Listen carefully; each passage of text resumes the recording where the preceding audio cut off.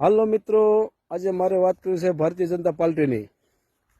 ગુજરાતની અંદર ભારતીય જનતા પાર્ટીનું શાસન, સાવરકુંડલાની અંદર ભારતીય જનતા પાર્ટીના ધારાસભ્ય, તાલુકા પંચાયત સાવરકુંડલા ભારતીય જનતા પાર્ટીનું શાસન અને સાવરકુંડલા નગરપાલિકા પણ ભારતીય જનતા પાર્ટીના શાસન.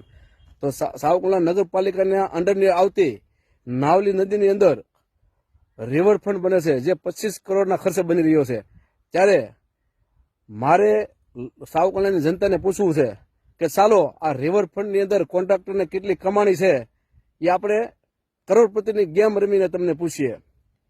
તો કરોડપતિ ગેમનો હું તમને પ્રશ્ન પૂછું કે ભાઈ કે કોન્ટ્રાક્ટરને 25 કરોડનું જે એ આયોજન છે એ નગરપાલિકાની અંદર, એની અંદર કોન્ટ્રાક્ટરને કેટલી કમાણી છે એ હું તમને પ્રશ્ન કરવા માંગુ છું. તમે એનો જવાબ આપજો.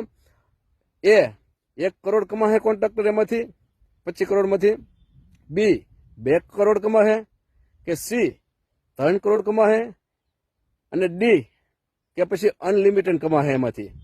તો તમે જવાબ મને આપજો. જવાબ આપજો મને કોમેન્ટ બોક્સમાં કે આ કોન્ટ્રાક્ટર 25 કરોડનું જે કામ છે રિવરફ્રન્ટનું, એમાં કેટલા કરોડ કોન્ટ્રાક્ટર કમાશે. અનલિમિટેડ કમાશે, 1 કરોડ કમાશે, 2, 3 ને કે પછી અનલિમિટેડ. આનો જવાબ તમે મને આપજો.